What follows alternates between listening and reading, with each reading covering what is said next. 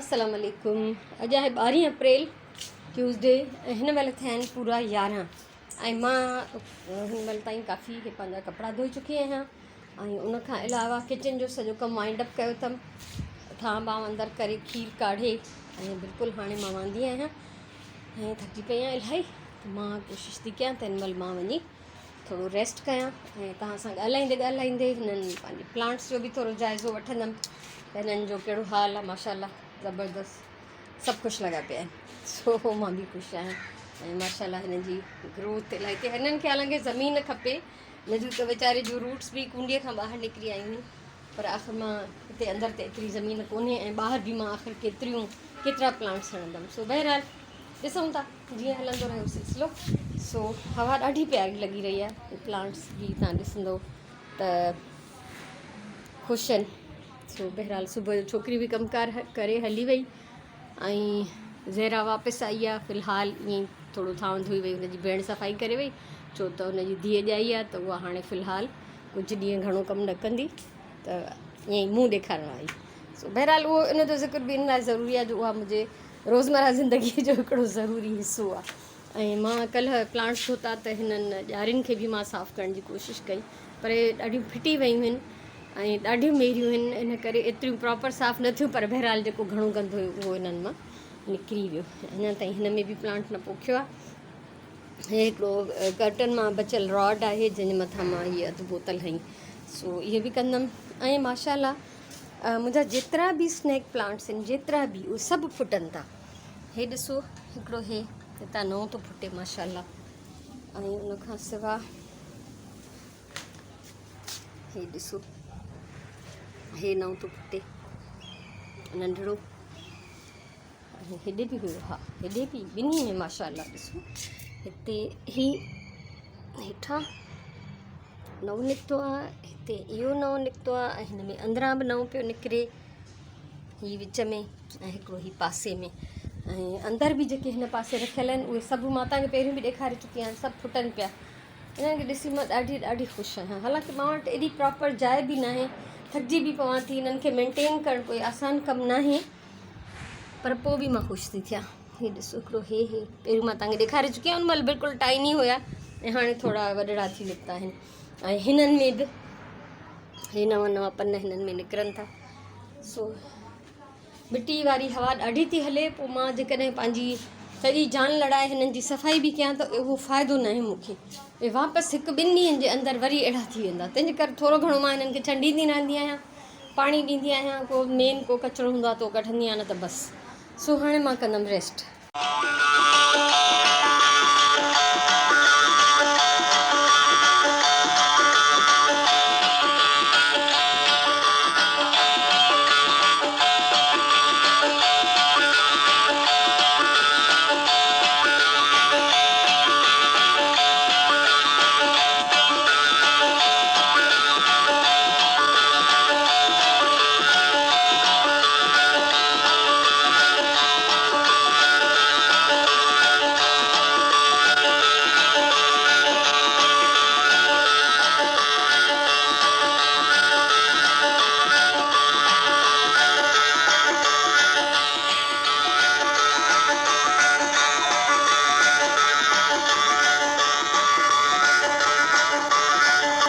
हिन महिल टाइम थिया 1:30 ऐं 12:30 बजे सुराण आई त मां ऐं सुराण वियासीं मंगल बाज़ार। सो फ्रूट वरितोसीं ऐं सब्जियूं वरितियूं ढेर सारियूं, त उहे ॿाहिरि ई पयूं आहिनि अञा। सो बसि इहा हिकिड़ी तकड़ी शॉपिंग करे मोटी आयासीं, जेका बि असांजे घर जी ज़रूरत हुई। त हाणे इन्हनि शयुनि खे कबो सेट ऐं उनखां पोइ जेको आहे पहिरियों त वेंजी सिंजी निमाज़ पढ़ंदासीं, उनखां पोइ बाक़ी कमु कंदासीं। अल्हम्दुलिल्लाह असां ॿिन्ही वेंजी सिंजी निमाज़ पढ़ी वरितीसीं। सुराण हे जेको आहे हिते पपीतो कटे थी रखे ऐं ॿिया बि फ्रूट्स जेके हूंदा धोइण जा या कटण जा उहे करे रखंदी सभु। ऐं मां जेको हाणे चिकन वारे खे फ़ोन कंदमि ऐं उनखां अलावा राति जो मुंहिंजो इरादो आहे पिज़्ज़ा ठाहिण जो, त उनजी मूंखे डो जी बि तयारी करणी आहे।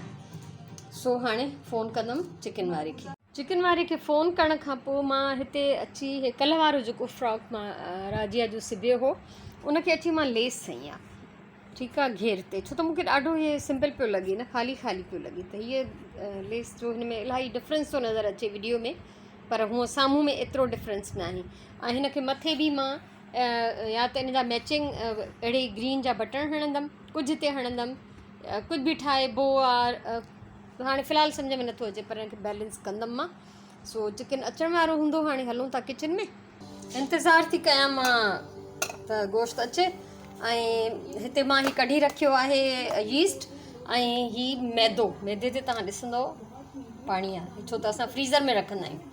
त हमेशह जॾहिं बि जेको डो ठाहिणो हुजे कंहिं बि शइ जे लाइ, जेको नान जे लाइ या जीअं डोनट्स जे लाइ या पिज़्ज़ा जे लाइ, त उनखे जेको आहे पहिरियों खां ई ॿाहिरि रखिजे ऐं रूम टेम्परेचर ते हुजे त पोइ उनखे ॻोहिजे। त मां इहे ॿई शयूं फ्रीज़र मां कढी रूम टेम्परेचर ते रखियूं आहिनि। जेसि ताईं चिकन ईंदो धोईंदमि कंदमि त हे हिननि जो जेको आहे नॉर्मल टेम्परेचर थी वेंदो, उनखां पोइ मां हिननि खे ॻोहींदसि। टाइम थिया 5 ऐं मां सॼो चिकन धोई साफ़ु करे ऐं हे हिते थां पिया आहिनि पैक करे ऐं रखियो आहे हिसा ठाहे। उनखां अलावा मां जेको पिज़्ज़ा ठाहींदमि अॼु, उन जे लाइ मां हिते चिकन जेको आहे नंढियूं नंढियूं बूटियूं करे मैरिनेट बि कयो आहे पिज़्ज़ा में विझण लाइ, चीज़ कढी रखियो आहे, अटो मां हिते डो जेको आहे ठाहे रखियो आहे। आस्ते आस्ते इंशाल्लाह उहो राइस थिए पियो। सो इहो मुंहिंजो प्रोसेस हिते आहे ऐं वीडियो अलॻि सां ठाहियां पई त हे मुंहिंजो ट्राईपॉड बि हिते पियो आहे, उहा वीडियो तव्हांखे अलॻि सां ॾिसण लाइ मिलंदी। उनखां पहिरियों बि मां हिकिड़े व्लॉग में पिज़्ज़ा ठाहिणु सेखारियो आहे, अगरि तव्हां सर्च कंदो पिज़्ज़ा रेसिपी बाय नसरीन वफ़ाई त तव्हांखे मिली वेंदो उहो। सो हाणे फ़िलहालु इन्हनि शयुनि खे हिते छॾियूं था। चिकन विझंदमि फ्रीज़र में, पटाटा धोई छॾियमि, इहे हिते ड्राई थींदा त बास्केट में लाहींदमि। ऐं हाणे बसर हे मां बास्केट में लाहियां थी ऐं अज़ान अची वई 3 पहिरीं जी। सो हे बास्केट में विझण खां पोइ मां वेंदमि नमाज़ पढ़णु, पोइ वरी मोटी अची तव्हां सां मिलंदमि। हे मज़ेदार पिज़्ज़ा जेके आहिनि रेडी आहिनि, पिनवील पिज़्ज़ा, हिननि जी मां वीडियो ठाहे चुकी आहियां। इनशाला एडिट करण खां पोइ सुभाणे मां शेयर कंदमि। सो पिज़्ज़ा तयारु आहिनि ऐं असां खाइण जे लाइ तयारु आहियूं। खाई पी वरी पोइ तव्हां सां मिलूं था, ॾिसूं था त केतिरो टाइम थो मिले तव्हां सां मुलाक़ात जो। अॼु माशाल्लाह पिज़्ज़ा खे ॾाढो इंजॉय कयोसीं। हिन खां पहिरीं बि मां ठाहे चुकी आहियां हिकिड़े व्लॉग में, त उनमें डोनट्स ऐं पिज़्ज़ा ॿई ठाहिया हिकिड़े व्लॉग में। त जेकॾहिं डोनट्स रेसिपी बाय नसरीन वफ़ाई या पिज़्ज़ा रेसिपी बाय नसरीन वफ़ाई तव्हां सर्च कंदो तव्हांखे मिली वेंदी। बाक़ी हीअ जेका अॼु मां ठाही आहे वीडियो, इहा मां सुभाणे इनशाला शेयर कंदसि। त अहिड़ी क़िस्म जी शइ जेका हल्की फुल्की, या घर में इलाही फैमिली मेम्बर हुजनि या ॿार हुजनि त उन्हनि जे लाइ ठाहे सघिजे थी। या जीअं इफ़्तारी में 2-3 शयूं थियूं ठहनि त इहे नंढा नंढा पिज़्ज़ा ॾाढा यानी विरहाइण में बि आसानु थींदा ऐं हर कंहिंजी प्लेट में बि हिकिड़ो पूरो पूरो अची वेंदो। सो बहरहाल उहो त वैरायटी ॾियणु त पंहिंजे हथ में आहे, माण्हू कीअं थो ॾेई सघे। त असां ॿाहिरां कोशिशि कंदा आहियूं न खाऊं, पूरी कोशिशि हूंदी आहे। तव्हां ॾिसंदा हूंदव असांजे रोज़मर्रा जे खाधे में तमामु अलाए को महीननि खां पोइ कॾहिं असां ॿाहिरि खाईंदा हूंदासीं, घणो करे न। ऐं अॼु वियासीं मंगल बाज़ार त यकीन कयो एॾी गर्मी हुई जो असां सिधो विया ई सब्ज़ी ऐं फ्रूट जे सेक्शन में, उतां ई बसि भाॼियूं वठी ऐं फ्रूट वठी वापसि सिधो घरु। त यानी उते पहुची करे बि दिलि न चाहियो त हेॾां होॾां किथे थोरो रुलजे या कुझु ॻोल्हिजे, शयूं ॾिसजनि। हालांकि मूंखे मोती पिया खपनि राजी हादीअ जे फ्रॉक्स लाइ, त मां उहे बि न वरिता। मूं चयो छॾेसि फ़िलहालु मां जेसि ताईं ॿिया सिबी वठां, जॾहिं उन्हनि फ्रॉक्स जो वारो ईंदो त पोइ ॾिठो वेंदो। त हिमत न पई थिए उते बीहण जी, त ईअं फ़ौरन वठी घरु भॻासीं। सो बहरहाल अॼो ॾींहुं ॾाढो मुंहिंजो सुठो गुज़रियो हर लिहाज़ खां। त मां हिकिड़ी नई सम्झो वीडियो बि ठाहे वरिती, तरकीब, वरी राजिया जो फ्रॉक ॾिठमि, मूंखे मज़ो न पियो अचे त उन ते लेस हैम, इहे नंढा नंढा कम आहिनि घर जा।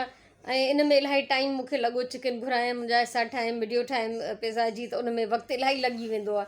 हूअं पंहिंजे मुंहुं अगरि ठाहियूं त एॾो टाइम न लॻंदो आहे, पर वीडियो ठाहिण जे लाइ हर शइ अरेंज करणी हूंदी आहे, स्टेप बाय स्टेप रिकॉर्डिंग करणी हूंदी आहे, त उन में इलाही वक़्तु लॻंदो आहे। सो अलाह जो शुक्र आहे अॼो ॾींहुं मुंहिंजो ॾाढो सुठो गुज़रियो। सो मां ॾाढी ख़ुशि आहियां, अलाह जा करम आहिनि, हुन जूं महिरबानियूं आहिनि जो टाइम ज़ाया न थिए ऐं टाइम जो सही इस्तेमालु करे सघिजे ऐं कंहिं ॿिए जे लाइ बि कुझु फ़ाइदो करे सघिजे। जीअं मां वीडियोज़ ठाहियां थी डिफरेंट शयुनि जूं, या मां पंहिंजे रोज़ानो जेके मुंहिंजा व्लॉग्स हूंदा आहिनि उन में बि मां कुझु न कुझु टिप्स या जेका मालूमात हूंदी आहे मूंखे मां शेयर कंदी रहंदी आहियां।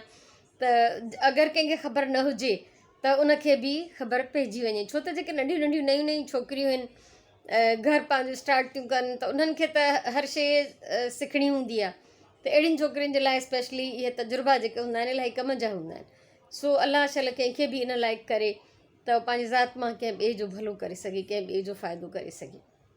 सो बहरहाल मुंहिंजी त ज़िंदगीअ जो हाणे मक़सदु ई इहो आहे। ॿार नंढा हूंदा जॾहिं त मां सिर्फ़ु इहो चाहींदी हुअमि उहे हाईली क्वालिफाइड हुजनि, तमीज़ वारा थियनि, पंहिंजे पेरनि ते बीहनि, सुठा इंसान थियनि। अल्हम्दुलिल्लाह अल्हम्दुलिल्लाह, अलाह मुंहिंजो उहो जेको बि मुंहिंजी सोच हुई, मुंहिंजी ख़्वाहिश हुई, पूरी थी वई। हाणे मुंहिंजी बसि इहा ई ख़्वाहिश आहे त मुंहिंजी ज़ात मां जेतिरो थी सघे ख़ल्क़े ख़ुदा जो भलो थिए, पोइ जहिड़े बि तरीक़े सां थिए, जहिड़ी बि सूरत में थिए। सो अल्हम्दुलिल्लाह मां पंहिंजे वस आहर, पंहिंजे कैपेसिटी में रहंदे जेतिरो मुमकिन आहे मुंहिंजे लाइ इंसान जी हैसियत में, मां उहो करण जी कोशिशि कयां थी। अलाह वटि क़बूल पए ऐं तव्हां सभिनी जे तरफ़ां सुठी मोट मिले त दिलि ख़ुशि थी वञे। सो अॼु जे ब्लॉग में मोकिलायूं था। ख़ुशि हुजो, आबाद हुजो, सलामत हुजो। ज़िंदगी रही त इंशाअल्लाह सुभाणे वारे व्लॉग में वरी मिलंदासीं। तेसिताईं अलाह भाई।